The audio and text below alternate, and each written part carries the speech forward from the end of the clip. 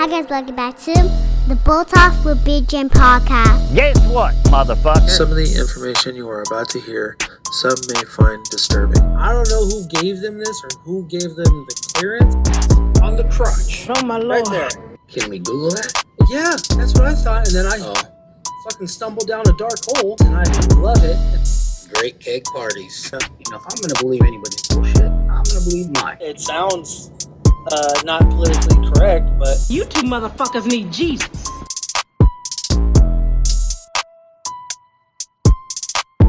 What is up, boners? We are back.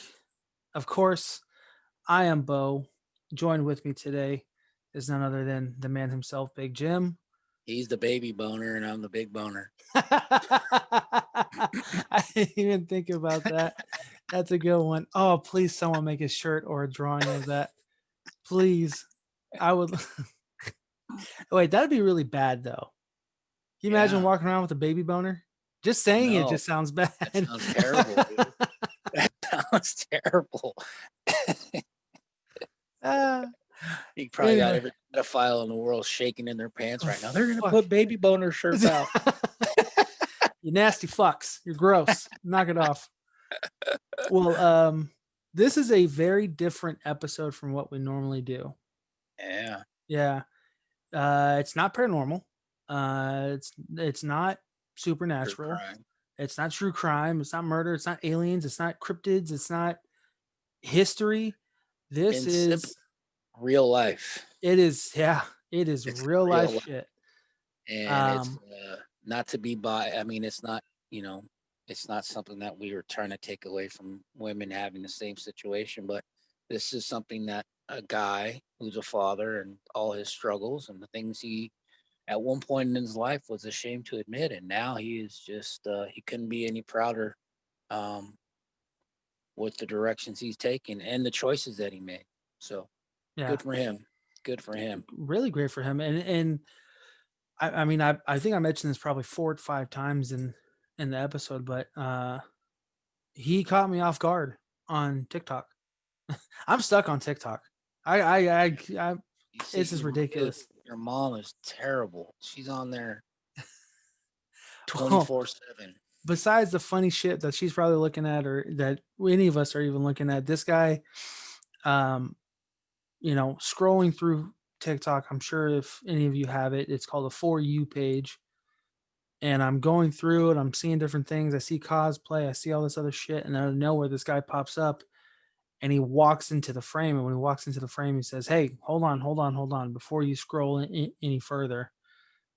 And then it just goes into this movement that he's creating of Dad's Lives Matter. Now, it's not a pun on Black Lives Matter or anything else like that.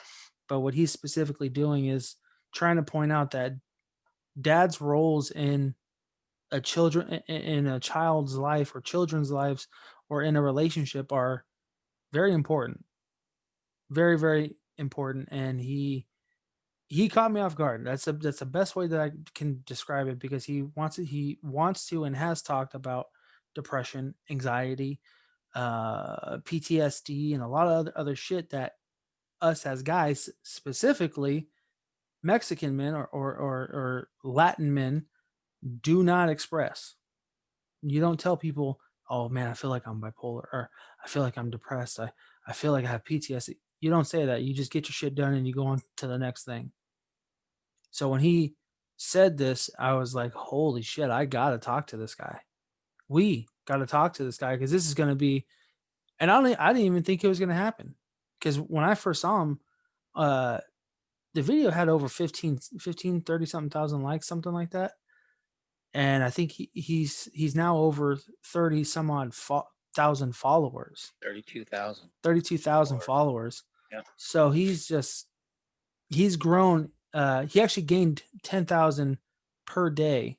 He 10,000 per week. He said. So I was not sure if any of this was going to happen. The fact that he was even on here blew my mind. Yeah, definitely blew my mind. Yep. But what did you think of the episode? What do you think is going to come out of his movement that he's creating for Dad Lives Matter? Well, he's.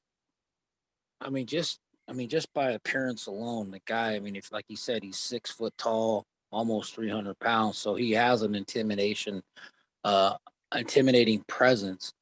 But what I'm getting at is, he could be a monster, but he is, like the word he used a lot was, he's learning how to be empathetic, empathy. He's grounding himself. So, it takes something like that to for a lot of guys to realize that, maybe it's okay. I'm not soft. Mm-hmm. It's okay to break down. It's okay to be It's okay to wrong. cry Oh and yeah, say something. absolutely, absolutely. It's okay to ask questions. Yeah. Absolutely, Yeah. absolutely. Yeah, Well, no, it's great. I like the guy. yeah, I hope him a great lot of dude. success. Yeah, A lot of success, and the way it sounds like, hopefully within the next couple of weeks, he'll have his own podcast and some merchandise coming soon, which I definitely plan on yeah, getting for sure. yeah, yeah, for sure. So, without further ado, boners, ladies, gentlemen, this is going to be episode 30. By the way, we're on episode 32. Yeah, I was checking that out last night. This is 32 episodes that people have surprisingly been listening to. Thank Well, you. we're not that full of shit. True. That's true. So, with that being said, ladies and gentlemen, here is episode 32, Dad Lives Matter, with Fernando Merida. Yeah. Welcome back, Yeah. ladies and gentlemen. This is Bo Talks with Big Jim podcast. Of course, I am Bo. Joined with me again is my dad, Big Jim. Audio. And we are joined by a very special guest today. One that I found, just like I found everything else, really, on TikTok. I thought you were going to say Pornhub, but that's good. I'm on there too. So the gentleman that you see and or hear, this is Fernie. Fernie is someone who started a movement on TikTok, and honestly, I was just scrolling through TikTok when I found you, bro. And that very first video, we're like, hold on, don't scroll, and then you just kept talking. I was like, holy shit. Yeah. So before I explain anything, I would like for you to explain what exactly that movement is, and what we can learn from it. Absolutely. So to be honest, I started that movement a long time ago, and I just was never in the right headspace at the right time. It's always been in my heart to do it. I've always really wanted to create a lot of awareness with what we're doing. So with Dad Lives Matter, I just wanted to create a lot of awareness of the struggles that we go through as dads, everywhere from just not knowing how to raise a child, not know if you're doing it right.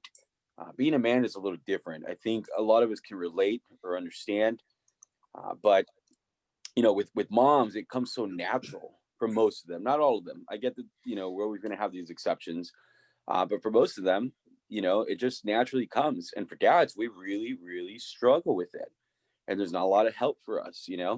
So from my experience, I've dealt with a lot of mental health issues. After being a father, never before. This all happened after, just holding in all my emotions and just dealing with a lot of things and just trying to take all the stress on from raising a family, or taking all the blame and everything. So what Dad Lives Matter is just to create awareness of all the struggles that we go through, create a platform, a community where we can talk about our feelings and feel okay about it.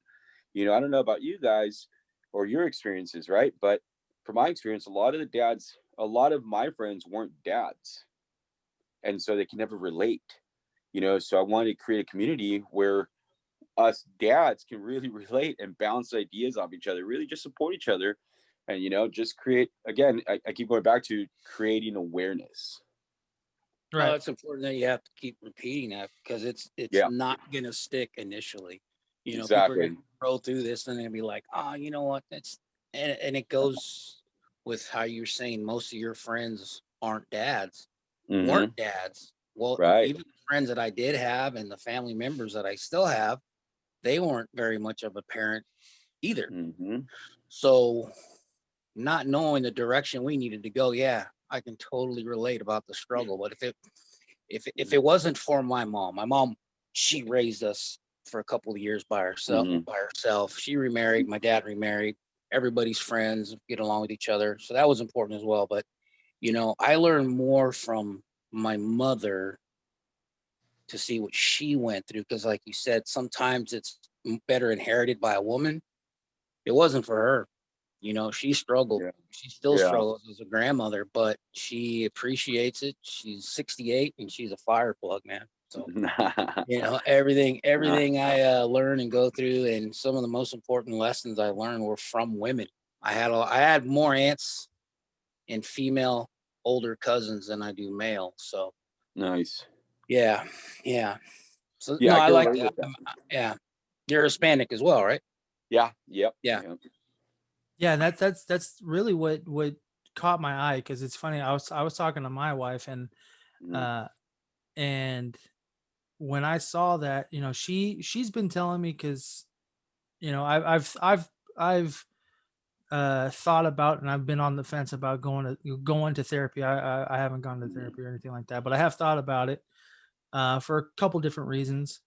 But most recently, we went to Dad. You know, we went to a wedding recently, and my wife and I were talking with somebody and speaking with this gentleman. I'm not gonna say his name because I'm not sure if he's gonna be comfortable with it, but Of course.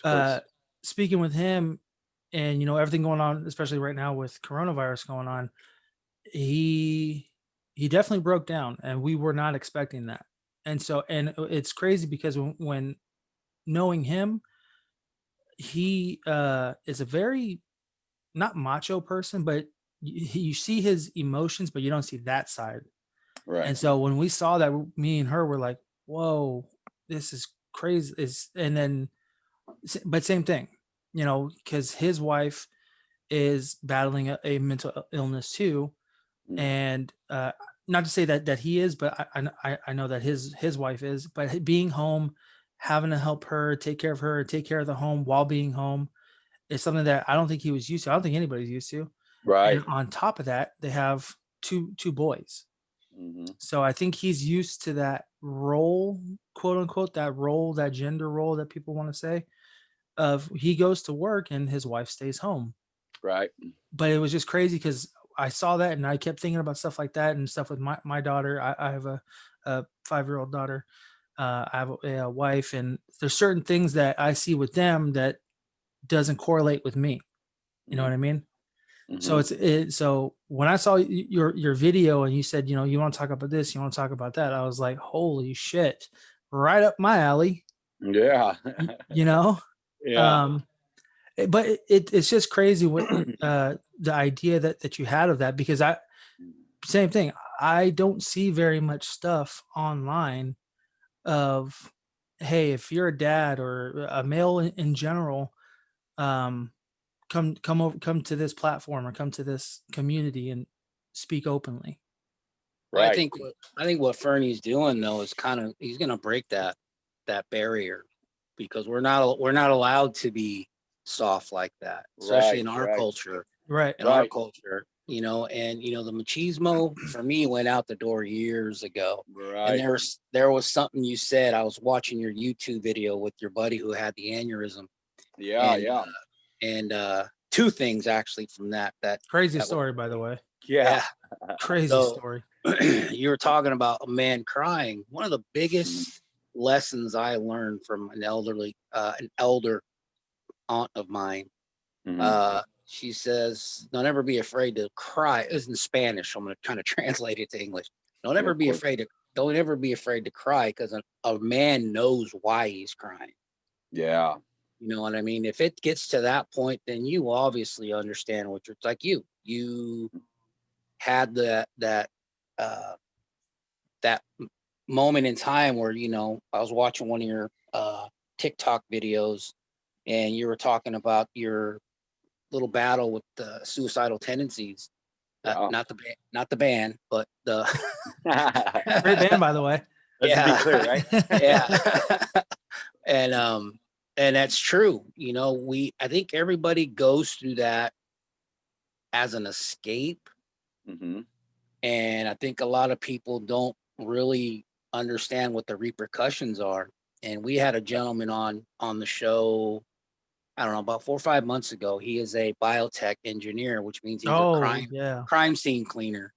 Mm. And he said that is the biggest thing that he had. And he's a Marine. The Yeah. dude is, he's just, you can tell he's just a solid, cold, not cold, but there's not much that shakes him. Yeah. And he's like the biggest thing, the thing that he hates the most is the fact that the people who go on with that, who are attempt and they do unfortunately, end their life. Yeah. It's the repercussions the family deals with. Yeah. Exactly. Children, mothers, Exactly. fathers, the sisters, the brothers. Right. So yeah, that, and then another thing, something that's a motto that my family has been going through for years. I was 17 and I got a tattoo. It was my first tattoo. And my first tattoo says, "Tough times don't last, tough people do." So when I heard you say that, I was like, you know what? Okay, this guy is getting it. He has that sensibility to realize, I'm not too big for this. Right. I'm not too big for this. If Right. this is what I'm going to do, and I applaud you over and over. I was kind of surprised that when Jim brought your name or showed me who you were, I was like, this isn't a type of channel you see on social media. Right. Right. Ever. At all. That's what I'm saying. Like when At all. and especially on TikTok of all places. Yeah. You either got No, dancing, you got cosplay, you got weird demon people now. I don't know what they're doing. Yeah, that's a weird one. And then out of so like I said, I was scrolling through and then you're like, hold on. And that literally that hold on, don't scroll, and you walking up to the camera, you caught me. I was like, cool, I'm in. Yeah. And let me talk on that really quick because you guys are gonna love this. Yeah, absolutely. And all the time in the world. You go ahead. There you go, Mr. Salinas. Yes. Being Hispanic, and more with you, right? Because the older generation was even more strict. By the time it got to us, little things were starting to bend a little more. We were being more flexible, right? Now our kids, that machista stuff is gone now, right? Oh yeah. So I'm sure you struggle with it a lot more than we ever have, And so I did have a really hard time. And I'm going to tell you guys a story that I'm going to bounce back because I bounce a lot. No, go for it. We bounce too. We bounce all the time, buddy. Don't even trip. Yeah.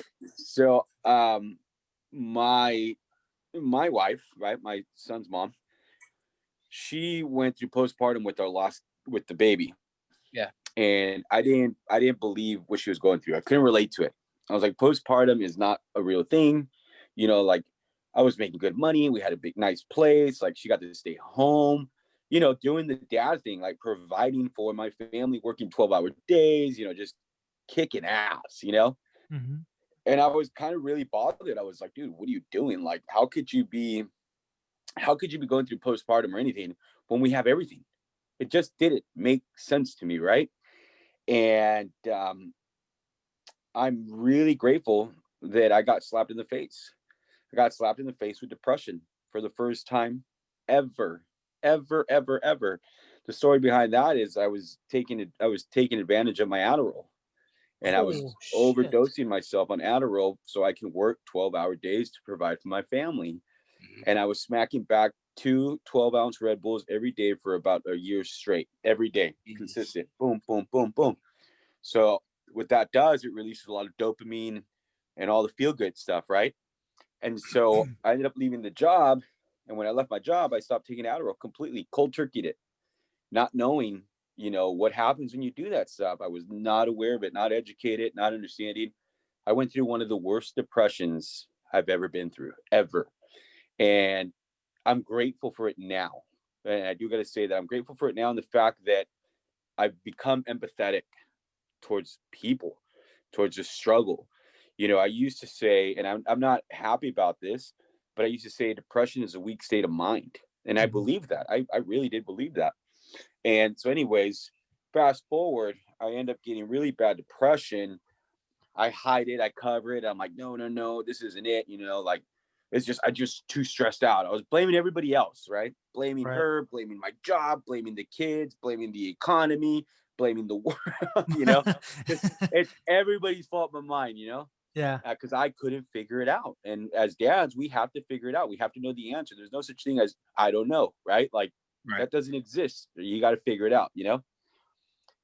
So during that time, man, my cousin reaches out to our family and says, hey, I'm going through it. And our family basically was like, depression is not real.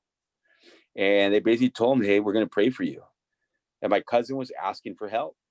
And he asked me for help, you know, but I was going through it too. So I couldn't really understand it. So long story short, he again asked for help. He was at the end of it, talked to me like December, I want to say. I don't even remember the exact month, man. Last year? I was about a year ago or two now. Whoa. Yeah. Yeah. So all this happened.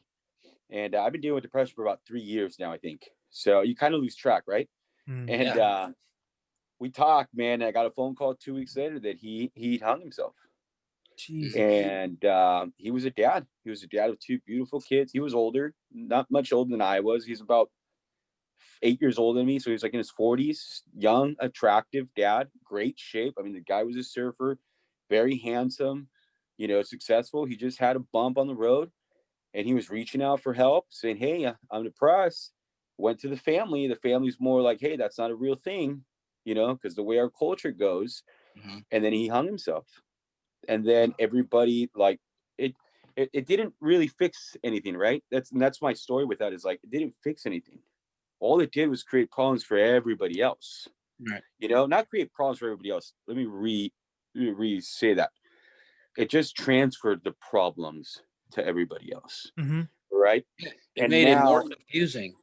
Exactly. You know, So now we're here stubborn, telling him it's not real, and then all of a sudden, and he was probably the first in your family to have ever done. Yeah, and that's a huge slap in the face.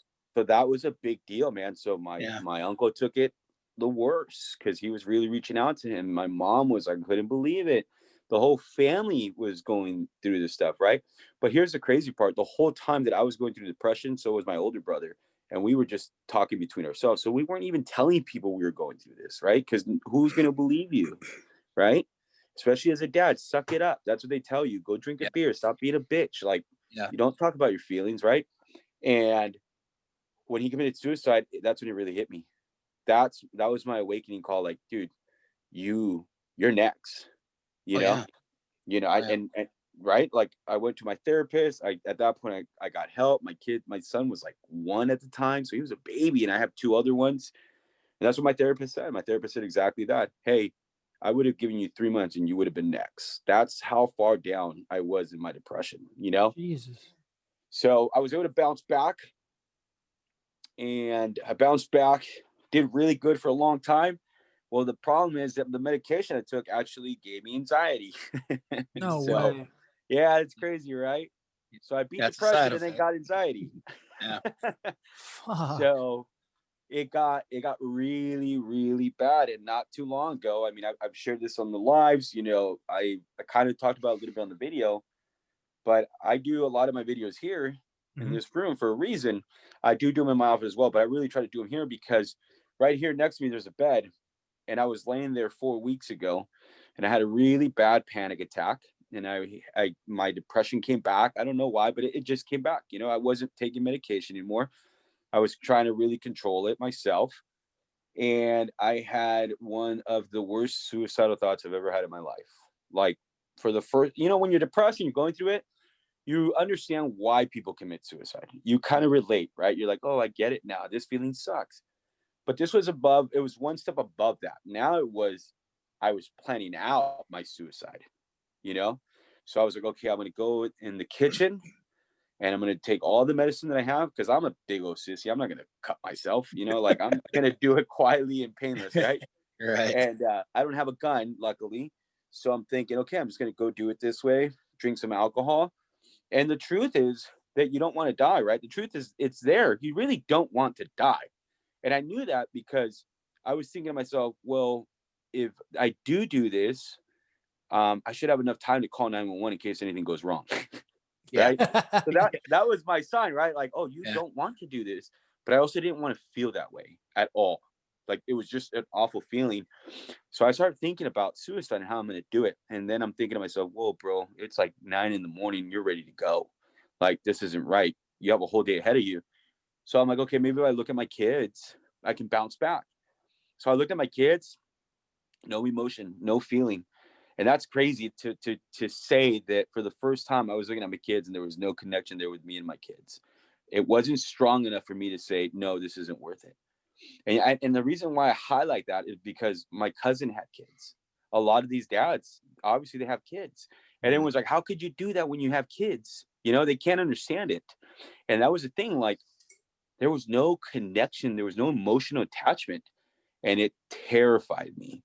So I ran up, told the old lady, said, hey, this is what's going on. I need help. And this needs to get fixed now, immediately. So try to speed up the story. We call therapy, get my counselor, my therapist, my psychiatrist, everyone jumps on board. You know, luckily, like, I was getting medication that day. They were like, okay, we got to figure this out. You become like a higher risk.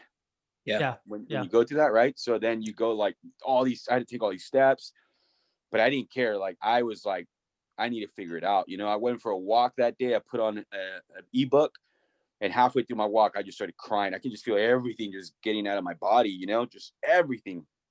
Keep in mind that month, I think the month before, I made about $10,000 take home. So financially, that was fine, you know, and I highlight that because it doesn't matter where you're at, you know, like the depression, anxiety, those are real things, you know. So my brother had talked to me and he was like, hey, man, I think it's time, bro. I think it's time that you start sharing your story and what you're going through.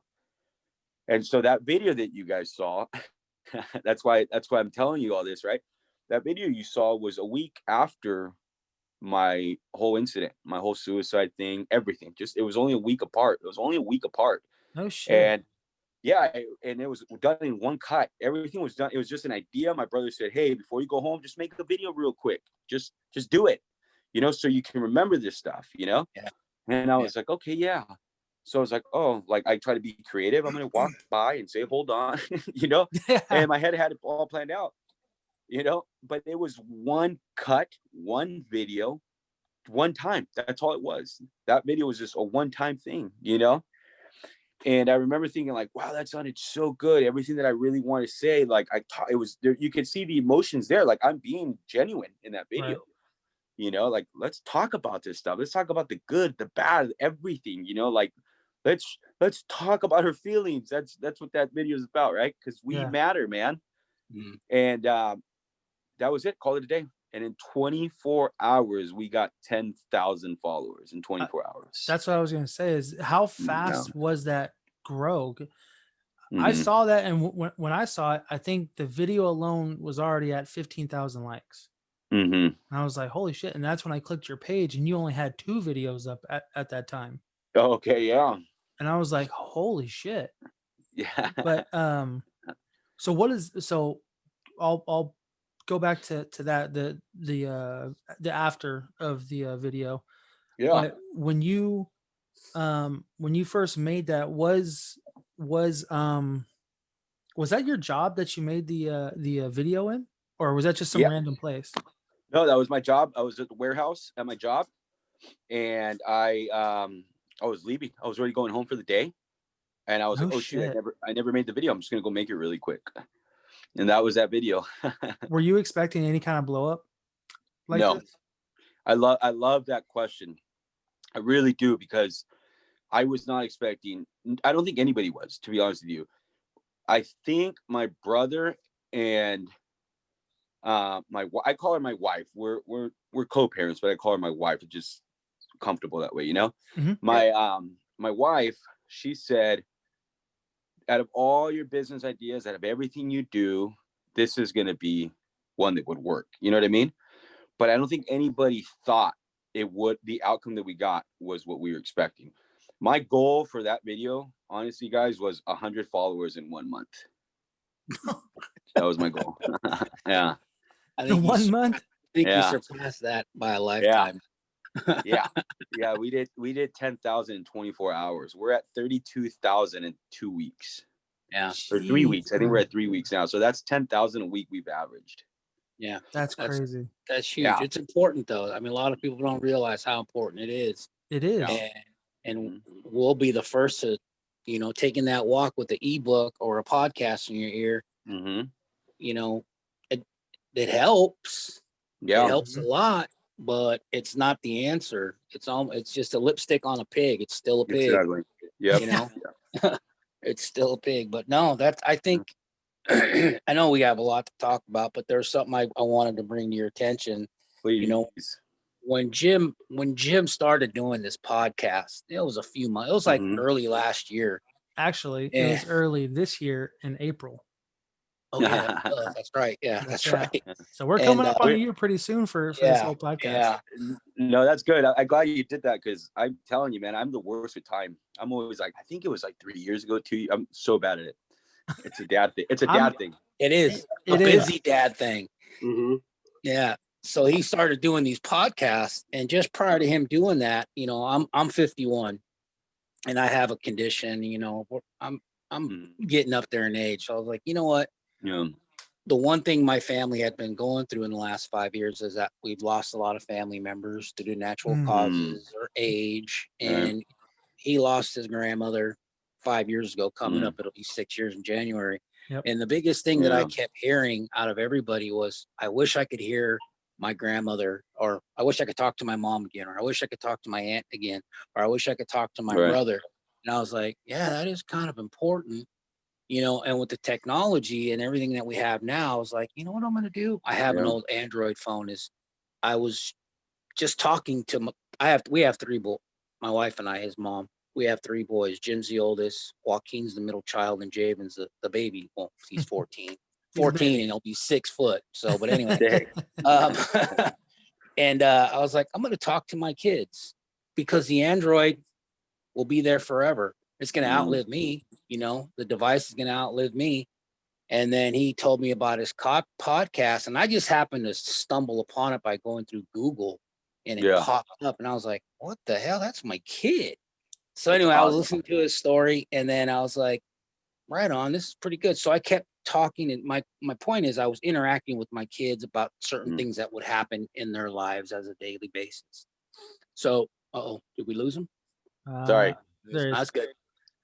So I would bring up a topic and just talking to the phone, and then when I'm dead and gone, he's not going to have to say, I wish I could talk to my dad one more time. Here's the phone, dude. Here's the microchip. Yeah. So with this podcast, and even with you, and I don't know if you, if this registered, what you're putting forward and producing for not just yourself, but 30,000 people so far. Right. It's going to live forever. It's going to be there for your kids. It's going to be there for your daughter, your daughter's sibling, your husband, your son's wife, their children. You're going to be that guy that's going to be 68 years old, and your son's going to be looking at you and be like, damn, Dad, is this you? And then all that information is going to be there. Right. So right. I was more than happy to do the podcast because he'll have this forever. And same thing with you, their TikToks and the podcasting and the recordings, your family's going to have that forever. Yeah. And just to see you, honestly, to see you swallow your pride and reach out is huge. But man, it was tough. It was really tough. I've learned, like I said, I'm very grateful that I went through my depression because it made me empathetic. Yeah. And that's a big one for me, because I was the guy that if you looked at wrong, we had an issue. You know what I mean? Like you stepped on my white shoes, I'm going to knock you out. You know what I mean? Like that aggressive guy. And you saying that was going to lead to a question that I was going to ask a little bit later. Cause as my dad mentioned, he saw the story, and as did I, of your buddy with the aneurysm. Yeah. And you guys talked about stuff that you did in the past. And I think, and correct me if I'm wrong, please. But I believe you mentioned you went to jail, and I don't need to know why. We don't need to know why. No, but going from that mentality to this mentality, how? I mean, that like he just said, swallowing your pride, and that mentality of going to jail. You don't act like that in jail. you get labeled as a bitch. And I've never been to jail, so I can't even speak on it. So Right. but based off of the the TV shows and movies that I've seen, Yeah. someone calls you a bitch because you're showing your feelings, you got to start fighting. I mean, you might get cut for sure in that situation, right? Yeah, Just so we know, I'm an open book, man. You can ask me whatever. Transparency that's a promise that I made to myself if I was going to take this mission on.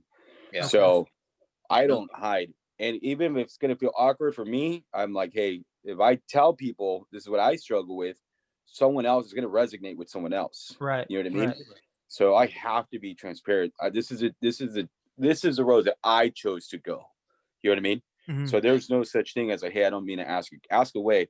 And yeah, I got locked up. I got locked up for a little bit though. I think someone brought it up, like, man, you talked about it like you got locked up, like you did some time. And I was like, yeah, I guess I did. I shouldn't have said it like that. I got locked up in county for a little bit. So I was in county for a little bit. And no, it was like that. The first night I got locked up, I got in a fight. Because during the processing, I met a black guy and we became buddies during our booking. And so when we got our bunks, I got locked up in an open in county. It's open, so it's not like you have cells. It's just an open platform, like in the movies and the TV shows. Where everyone has like the lunches. Yeah. And so I seen him, and of course I go say what's up to him, forgetting the rules. And when you're locked up, you can't say hi to the other race. So right. So for people who don't know, what I would recommend really is go watch a show called 60 Days In.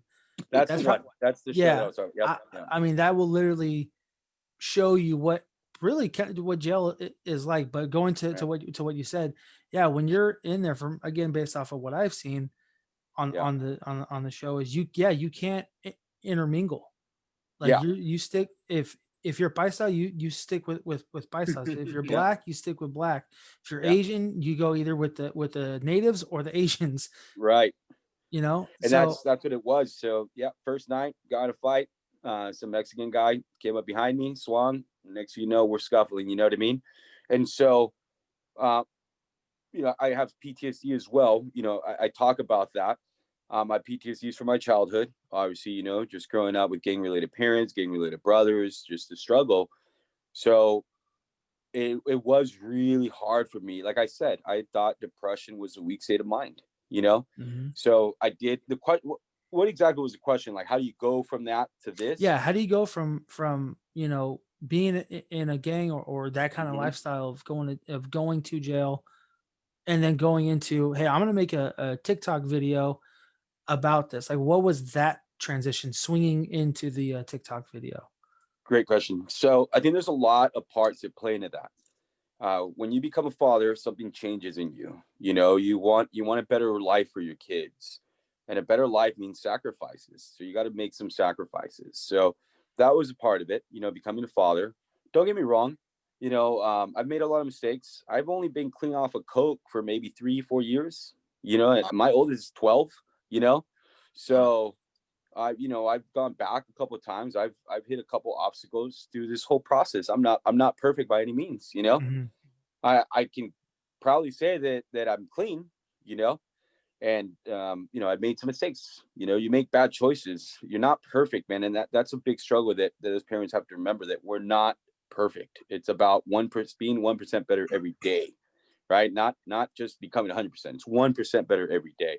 Yeah. And so the shift was the big shift for me was going through my depression and realizing like, hey, you're not as bad as you think you are.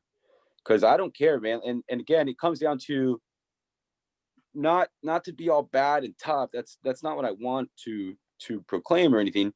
But if there's a big guy in front of me and someone says fight him, no questions asked, I'm gonna fight him, right? Like, it's just in me. And as a father, there's that papa bear inside that you'll rip someone's face open for your kid. You know what I mean? Oh, yeah. There's no questions asked. But with depression, nothing. No matter how, I can't fight depression. No matter how strong I am, it doesn't matter. It doesn't care, right?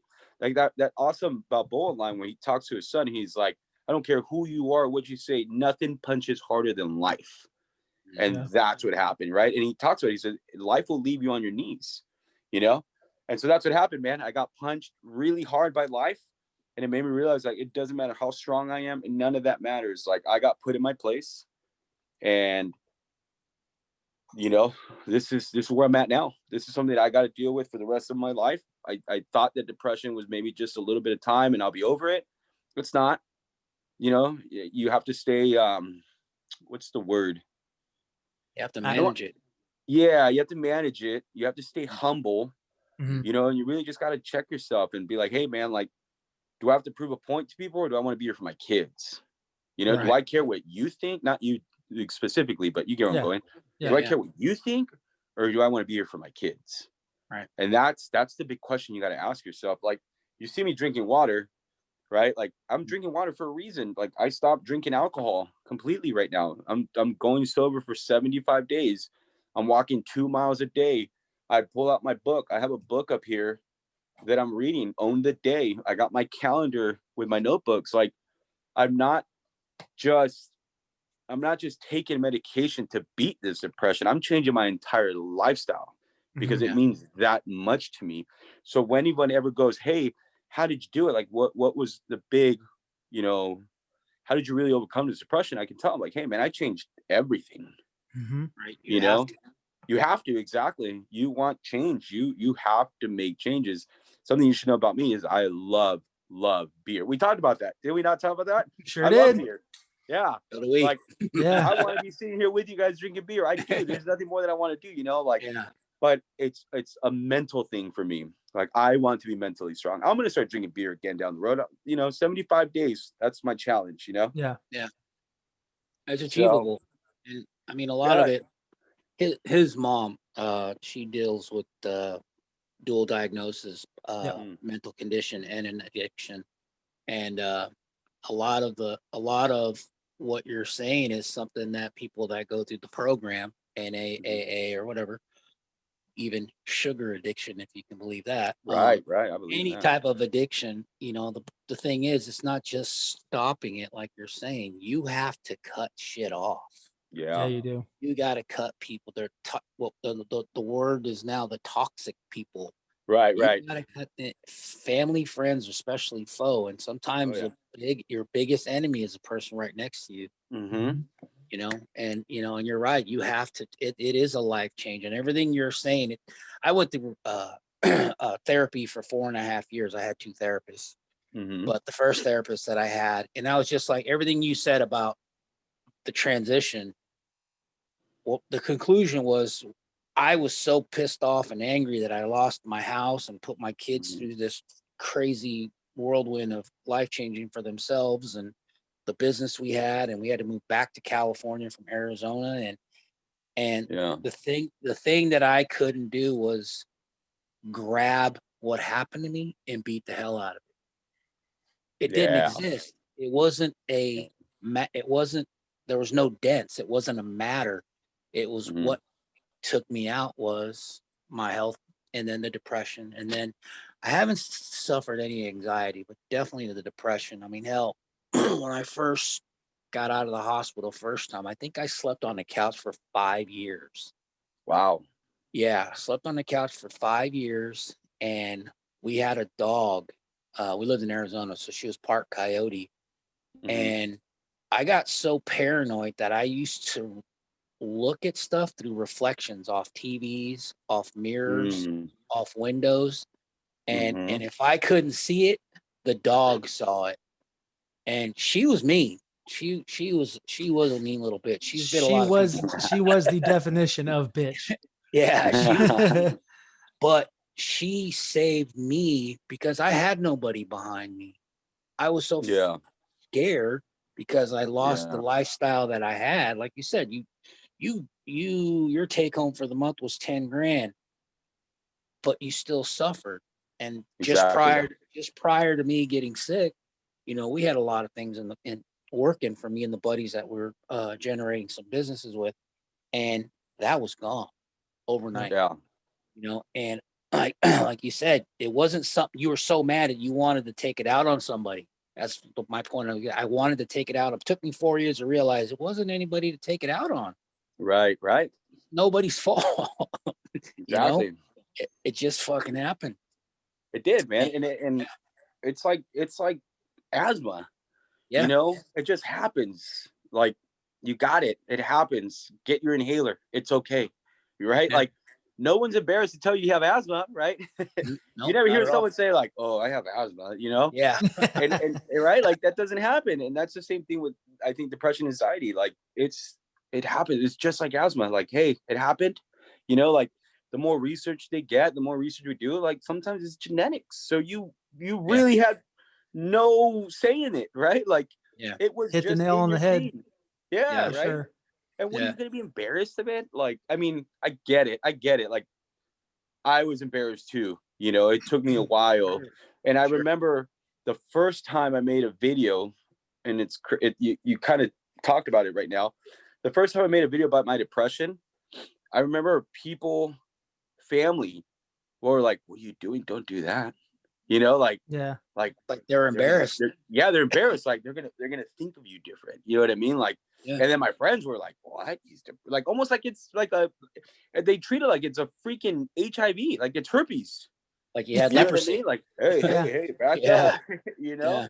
like, it's not contagious, you fool. You know, so it's it's been tough. But the more that I talk about it, the more open I am about it, the less connection that I have to it.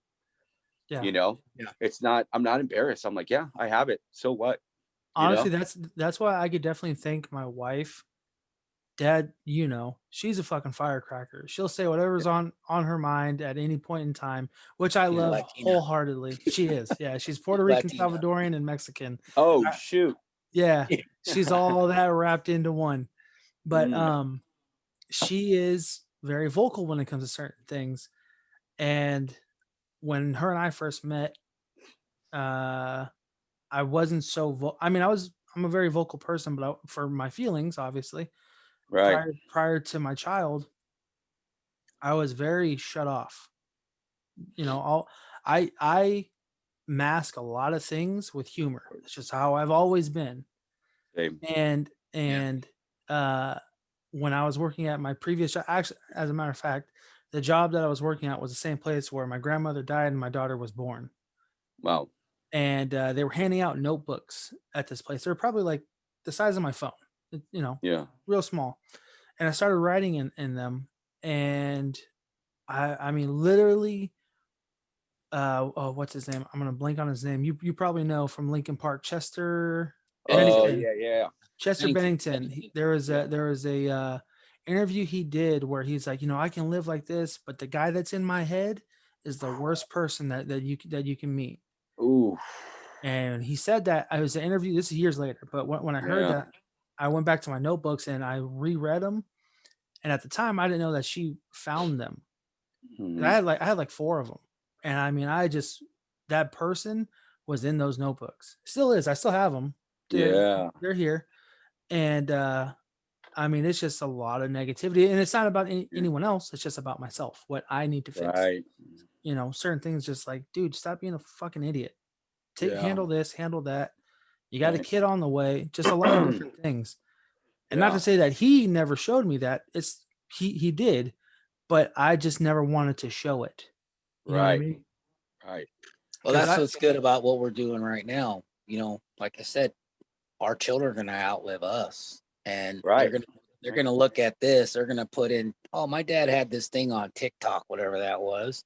And Dad Lives Matter. That's going to be old one day. Dad Lives Matter. Exactly. And they're probably going to be like, oh my God, look at them all. They sound like a bunch of girls. Yeah. Then they're going to be like, oh, okay. But us doing this, I mean, I've already, like I said, he's my oldest son, and I have no problems with him being open and just speaking his mind with me. But they're going to, from this point forward, hopefully our children and our younger siblings and nephews and nieces, they're going to see like, oh, it was okay in 2020, so it should be okay in 2040. Yeah. Right. Exactly. Yeah, we definitely want to make it, we want to create that awareness, right? Yeah. Like make it okay. It's okay to talk about it. Like, You don't have to be a machista anymore. You don't have to be the tough guy anymore. Yeah. You know, like we're at a time where everybody knows how to fight now. Everyone's a UFC fighter, right? Like, yeah, no shit. right? It wasn't like that back in the day. Now everyone can fight, so you don't have to prove anything anymore. Right. You know what I mean? Like, Right. you got Jake Paul fighting Floyd Mayweather, one of the best fighters ever. Don't even get me started with that, please. Yeah, dude. Please. All right, we won't go that route because I don't want to go down that route either. But my point is like anybody can fight now. That was kind of my point with that, right? Like, you don't have to be a major person. Like, you can just fight anybody now, you know? So professional. Yeah. So forget about it. You don't have anything to prove. It's all about proving it to yourself, you know? And that's definitely a big plan of mine, to normalize it, you know, where we can just talk about it and not feel like, you know, it's crazy. Before I forget, and you know, I was just thinking about it right now as we're saying, I have a group of friends. There's 12 of us, best friends. We do everything together, camping together, Las Vegas together. Our kids are all the same age. They all grow up to everything, right?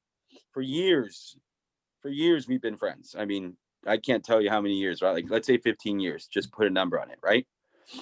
When I started going through my depression and my anxiety, I opened up to the group about 3 years ago, give or take.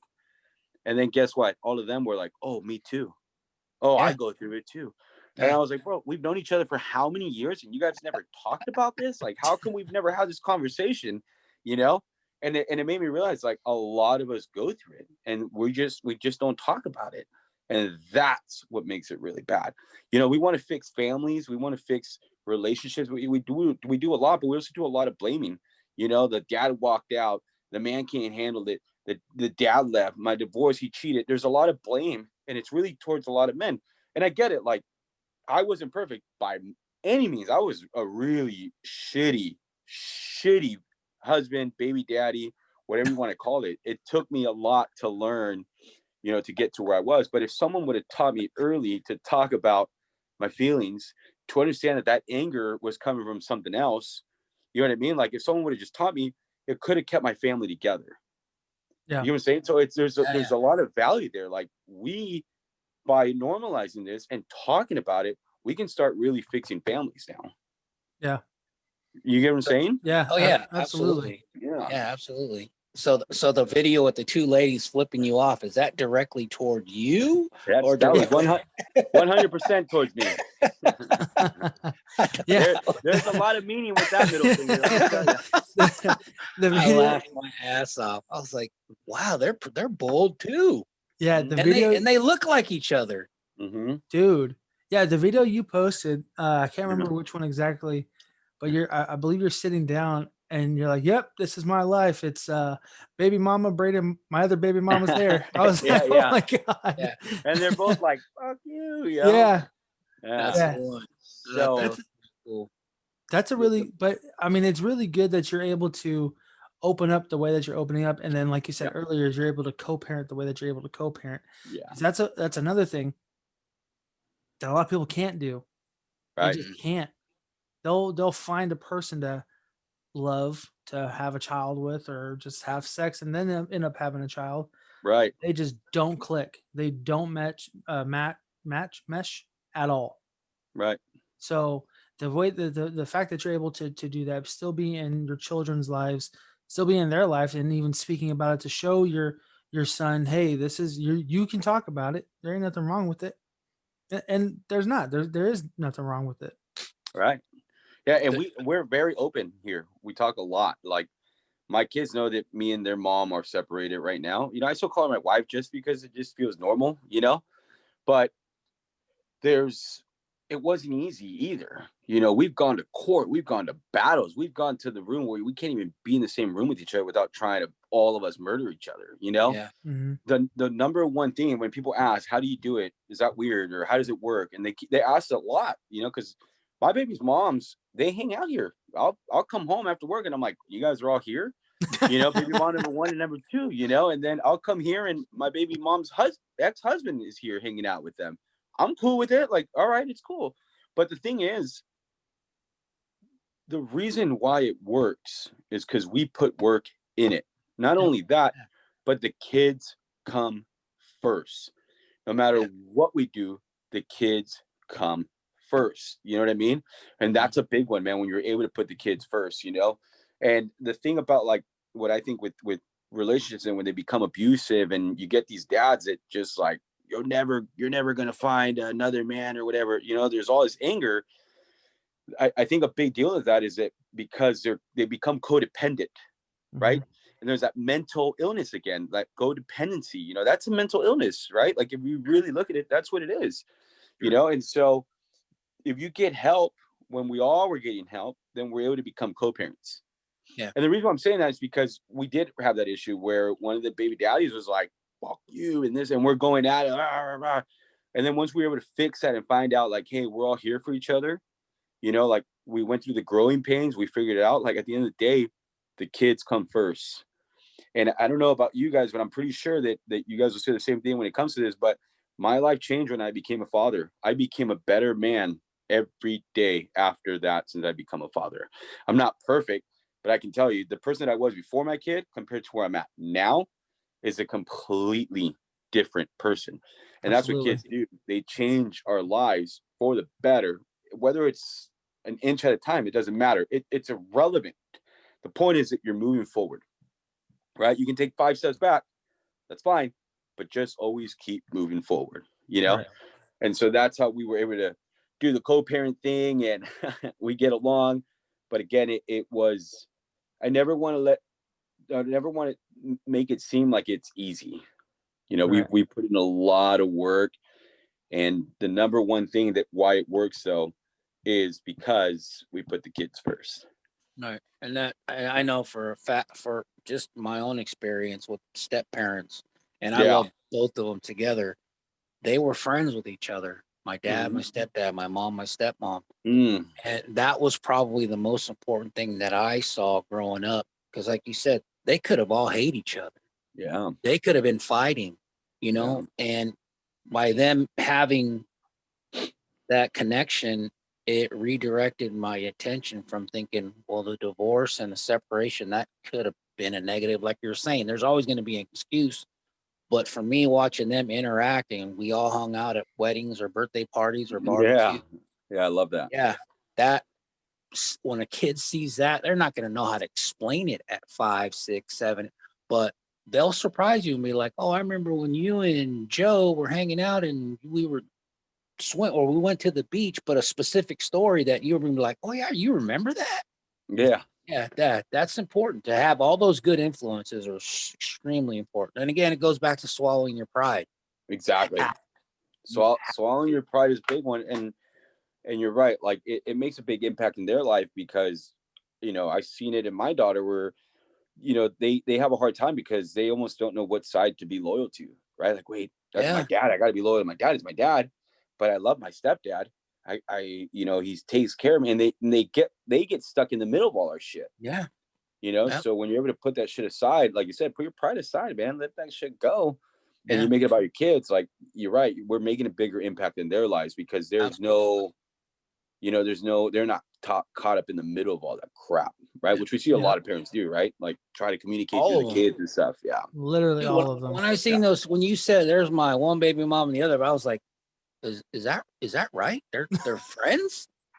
Really? Am I seeing these two ladies actually interacting? I mean, that's the type of stuff like growing up, my mom and stepmom hanging out and doing stuff. And that was huge. I mean, look, I'm 51 and I still reflect on it. So I can only imagine. Yeah, your kids are gonna be and the fact they're fortunate. I will say that because like you said, you're a whole different person a year ago, Yeah. Right. And you could have easily, it's easier to just let it all go. Fuck it, fuck you, fuck you, fuck you. Yep. Yeah. And but not only that, the fact that you're still in their life. You know what I mean? Being a dad is, I see it a lot with my child and my wife. I am not I'm not the hammer, so to speak. I'm more of the nail, I think. Like I can hold it down. I can hold, if you want me to hold something, sure, I could do that. I can hang this, I can do that. But my wife is the one, she's swinging Mjolnir left and right, man, But I see that with my kid, and it's funny. And I've told my dad this several times. I'll tell my daughter, hey, go take care of this, go do this, go wash your hands, go clean up your room, and she'll go, okay, and then run to my wife and be like, hey, dad wants me to clean the room. Is that cool? Like, are we good? But Yeah. my whole point to this is the fact that you're in their life. So if if baby mama one or baby mama two says something, they're gonna come to you and be like, hey, one said this and two said that. Yeah. What do I need to do?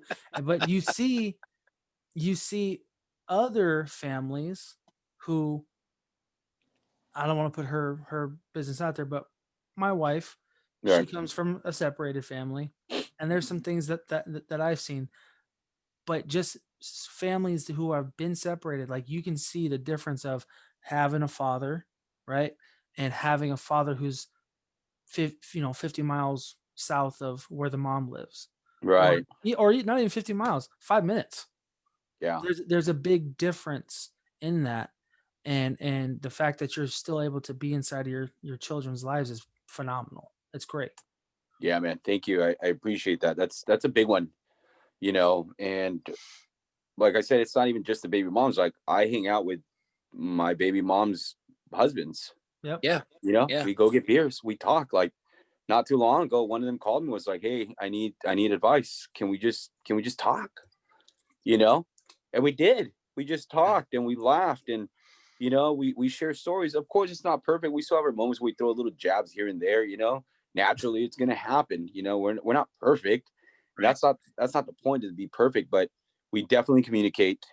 That communication is a big one for us. Baby mama number one was here today, and baby mama number two left, and we were just hanging out here with all the kids. Like, it's not a big deal, but it took a lot of work, a lot of respect, and a lot of trust. And the kids, they love it, man. That they're all siblings. That's all they know. And the big thing too is we're communicating, and that's why I That's a say, big hey, but communication's huge, right? Like my kids know that I'm just gonna say Lauren. I'm gonna call them by names now. I'm not calling baby one and two, right? So let's give them names. Let's be nice. Baby mama number one, her name is Charisse, right? And then now baby mama number two is Lauren, right? So me and Lauren live together. We're co-parents. We raise the kids. That's what I call my wife, right? So it didn't work out. I made a lot of mistakes. Like I said, I'm always going to be transparent. I cheated. I mistreated her. And these are the outcomes, just bad choices. And so we decided, hey, we're going to separate. Now, obviously, I'm the backbone, the financial, backbone of the house. So the agreement was, hey, you get to stay home with the baby till he's ready to go to school. Right. So we made that agreement. That's why I'm still here. But it's that communication where we talk about everything. Like our kids know that we're not together. They understand that eventually I'm going to move out. They understand that eventually I might get married down the road. I don't know. We don't know. Right. But the point is, we talk about everything. We communicate about everything. Like we have an open trust, just this amazing connection relationship, because we communicate so much with each other, Yeah. and that's a big one.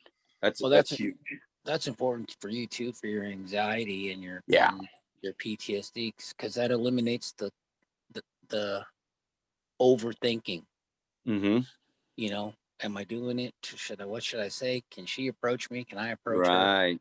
Yeah. No, that's huge, especially for your own mental state. I love that you said that, because I've never looked at it like that. And now when you said that, I was like, oh shit, I know exactly what you're saying. You're right. I don't have to hold that in. Mm-mm. And if I don't have to hold it in, there's no anxiety there. You're right. It's just out. Right. Yeah. So I love that you said that. Yeah, it's not gonna force you to lay on your back looking up at the ceiling and wondering. Yeah.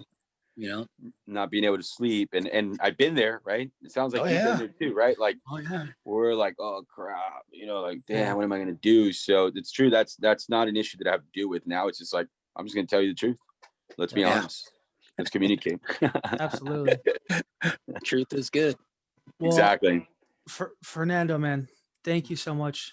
This is honestly a huge thing Dad lives matter is something that I'm definitely going to be supportive of.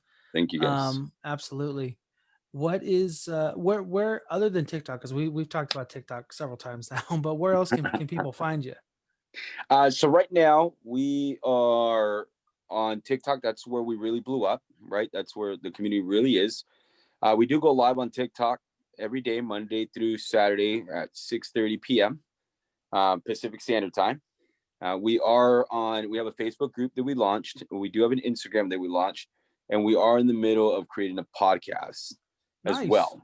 Yeah, so that's going to be the main thing. This whole journey was supposed to be a podcast. It was never supposed to be a TikTok. It was never supposed to be a YouTube. This whole thing was supposed to be a podcast, but it worked out the way it did. So now we're creating the podcast, and I'm glad I did that because I've been holding back from doing this because I didn't have the podcast stuff yet.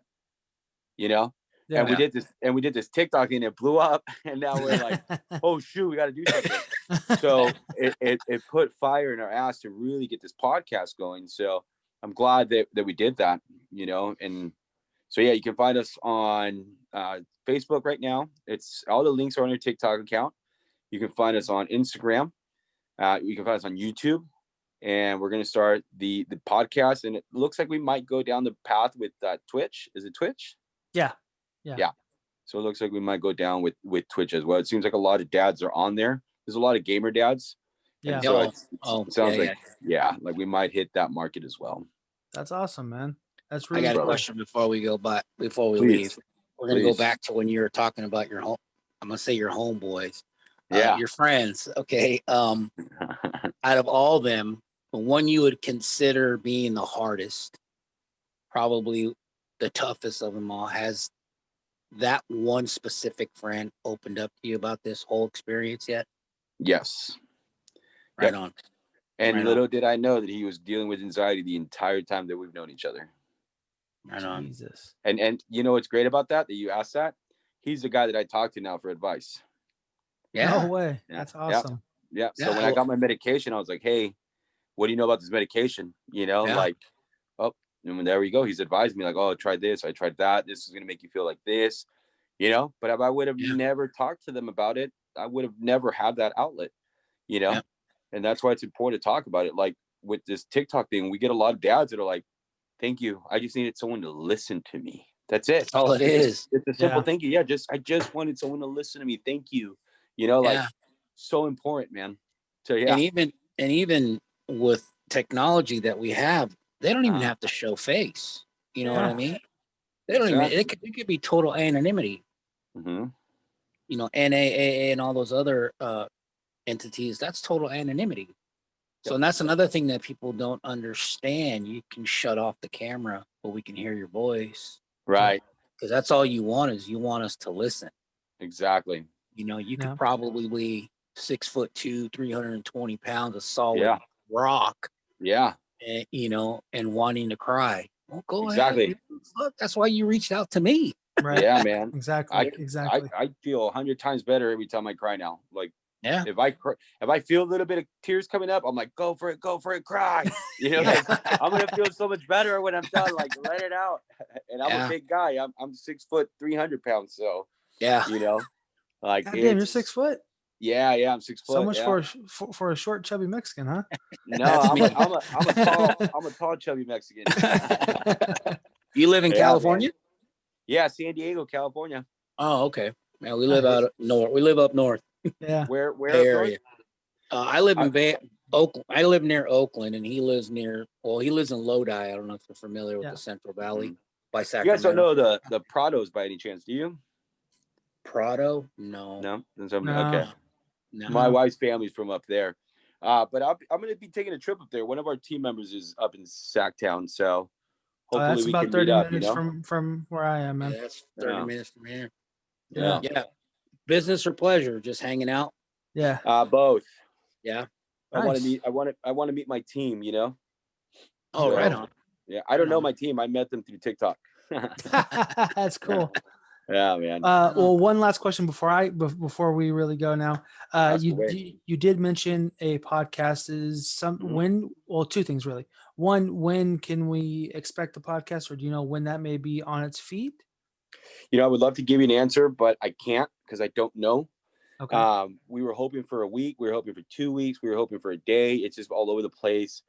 When I tell you this thing blew up, I mean, it blew up. I mean, I was on the phone today with an investor looking at like, hey, I want to invest with you. Like, he's a dad. He owns a big business and he wants to jump on the ball, Yeah. and he doesn't even want an ROI. Like, he just believes in what we're doing.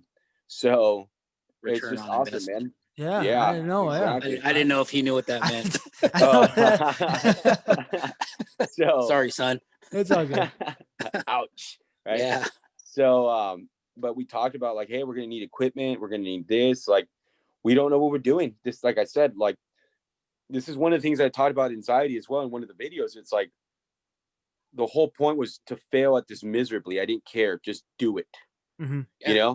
and we succeeded. And now we're like, oh crap, now we got to catch up. So now we're learning all these things, like, oh, wow, we got to make it a corporation. We're going to have to do this. Like, what exactly are we doing? So we don't have a set day for the podcast because we don't know how to do a podcast. Right. So we got this guy from New York right now. Great guy. I mean, this guy is on top of it. He is currently doing our podcast right now for us so we can get the ball rolling and get on iTunes immediately. Yeah. So Nice. once we get that going, are you guys on iTunes? Yeah, we're on iTunes, Spotify, Google, YouTube. What was the other one? There's one more. Anchor. And Stitcher. Cool. So with iTunes, it's a little more strict. They have a little more policies. Yeah. So he's handling all that for us. We're in the middle of cutting and slicing the first podcast, and then we're going to do like maybe one or two more, and then we'll launch it. So I would say, I personally don't think it'd be longer than 2 weeks. Excuse me. Oh, nice. Longer than 2 weeks. If everything goes well, we'll have the mics. We'll have a place to shoot. Nice. We got to get this going too. We got to create a Zoom account now. Yeah. There's just so much happened. This definitely does help for sure. Yeah. Zooms definitely help. This is going to be big. And my final question. Okay, that's my daughter. No, I love it, man. I love it. It's real. Thank you. My final question is, earlier this week, in I believe one of your lives, I want to say it was on maybe Wednesday or Thursday, you mentioned merchandise, and in the middle of mentioning it, you're like, I want to have the D. And as soon as you said that, everyone started saying, oh my God, the D, the D, the D. Yeah. So, what is, I was dying laughing when people were, I know. I was talking like, about that. I didn't even think about that one. when or what kind of merchandise will you want to be having? So this is a big passion of mine, and when you have passion and consistency, you can really become successful at something, and so I want to take my time on it. So my brother's doing our logos, he's doing our designs.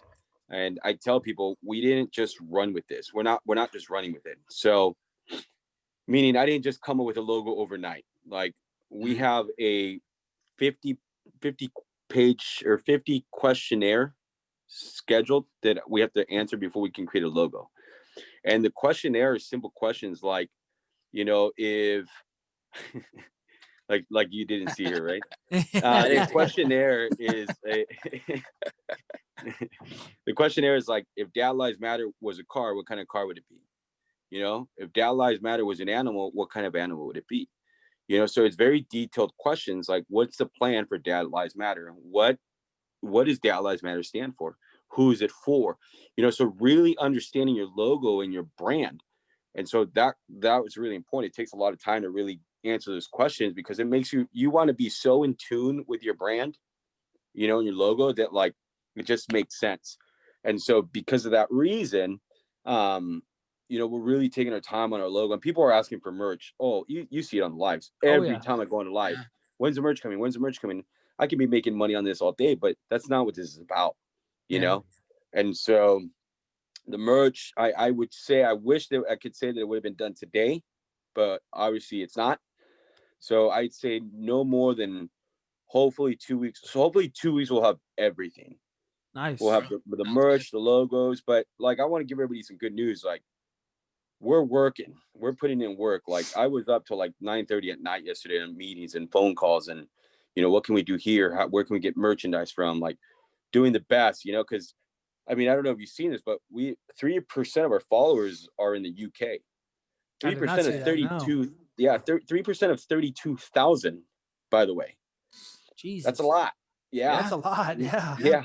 So we have 3% in UK. We have 3% in Australia. We have 2% in where was it? UK, Australia, Ireland. 2% in Ireland. We're in Norway, Cuba, South Africa, Philippines, and Guam. Damn. Yeah, it's crazy. It's insane. So because we have to understand, like, how do we ship out there? How do we get clothes out there? Yeah. So we can't just make a bunch of prints and say, here you go, guys. Like it has to be done correctly, right? Right. The hard part is done, if you ask me. Now we're doing all the easy stuff, the clothing and all that stuff. So hopefully everything goes well. I'd say 2 weeks. We'll have the decals, the t-shirts, and the hats. Right on. Sweet. Yeah, I'm definitely buying some for sure. Yeah, thanks, looking man. forward. Absolutely. Yeah, I appreciate it, guys. And I if you were on that live, we talked about pre-orders. Yeah, I think I just because I was at work when I was watching it, so I was like teeter-tottering of being on. And no, you're good, man. We decided not to go with pre-orders. That was a big one. Yeah, because we didn't have the funds to really launch that much clothes. Okay. And so everyone's like, let's pre-order. But then I was like, no pre-orders because you guys haven't even seen the logo yet. So it's not fair, right? Like, that's not the way we want to do it. T-shirt.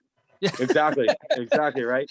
And then people were like, create a GoFundMe account. I'm like, no, like, how are you going to make donations? And I'm going to turn around and sell you a T-shirt. That doesn't work. Like, that's not the point of what we're trying to build here.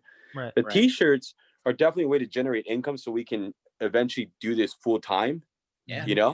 And exactly. And I think the T-shirts are great to build a community, right? Yeah. Like, Dad Lives Matter. I know that. Oh yeah, man, you're one of those guys. Like, I'm in Dad Lives Matter too. Hey, what's up? Let's talk. And then building these friendships, like the back end stuff, guys. I wish I can share it all, but there's a lot of relationships that are being built with these dads. Like, I'm there too. I live there too, and they're linking up. And these guys are friends now, and these guys are friends now. And so it's so much bigger than we even thought this was going to be. And I think too, also, coronavirus. I know 2020 is a shit year. I know coronavirus is a shit virus, but a lot of good has actually surprisingly come from this, man. Exactly. A lot of good. I agree with you. And I've told everybody, I think I tripled my income this year. Oh, congratulations. Yeah. Thanks, seriously. brother. Yeah. Congratulations. I didn't start struggling until the last like 4 weeks. I've really been struggling financially. I'm like, what the heck? Not enough where I can't pay my rent, but enough to be like, wow, we might lose one of our businesses, but it doesn't matter. My point is, like, we ran with it. We had one of the best financial years so far. Obviously we made bad financial choices or else we wouldn't be struggling. Right. So you have to know how to balance everything, So you're right. There was definitely a lot of good that came with this year also. Yeah. Well, Fernando, man, thank you so much for coming on. I'm definitely tagging you in everything that I can possibly tag you in. Thanks, man. Everyone, please go check him out. Again, you can find him on TikTok, YouTube, Instagram, Facebook page, and expect hopefully a podcast and merch within the next couple weeks. Yeah, I'd say no more 2 weeks at most. Yep.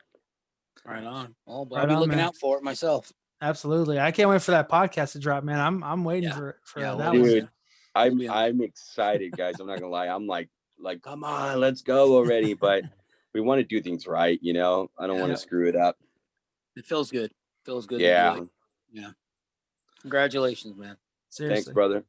This is definitely something we usually talk about paranormal and true crime. This is by the way. Oh, really? Oh, dude, this is totally left field of whatever. Yeah. Everything that we talk about. Yeah, a lot of people that the communities we're in is totally different than this. I mean, this is definitely yeah. Yeah. Absolutely. It's thanks for coming on. Yeah, seriously. Thanks for coming on. Thanks for Yeah. No, coming this is on. awesome, man. It just felt right. This is actually the first podcast that I agreed to.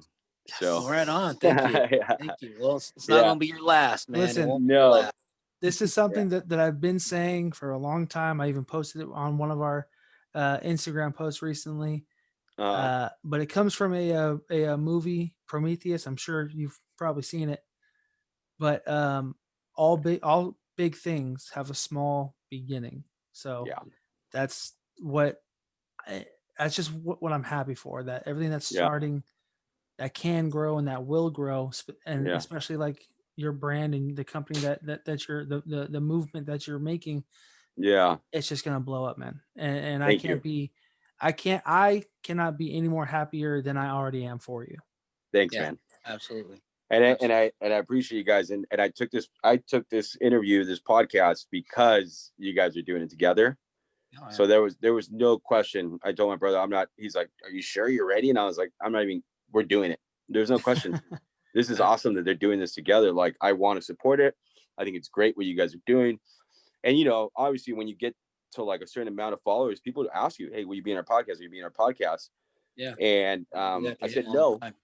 Yeah, I'm like, no, sorry, but not to be rude, because eventually I want to, but it was for the fear of like, I don't have anything else to really give, right? Like, our podcast isn't up yet, our merchandise isn't up yet, so Yeah. I was worried about that, but with you guys, I was like, no, I don't care where we're at in our growing pains, like we're gonna do this interview with them, like I support what you guys are doing, like I hope my kid and I are able to do this, like I love what you guys are doing, man. I stand behind what you guys do.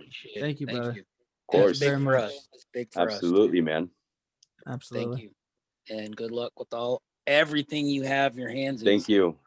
Thank you, guys. Absolutely. Yep. And then once we get our podcast going, we'll interview you guys. Yeah, absolutely. All We'll right. be there. Hands down. Well, good luck guys. with 75 days with no beer, because that's Oh man, I itself. appreciate it. Hopefully in 75 days we can have a beer together. Absolutely. Oh yeah. Not a problem. Right? Absolutely, for It'll sure, be man. spring. It'll be spring by then, so that'll be good. Perfect timing. Exactly. Exactly. All right, man. You have a good All right, holiday. guys. Have a good one, brother. Thank Be you, safe. you too. Good night, guys. Bye-bye.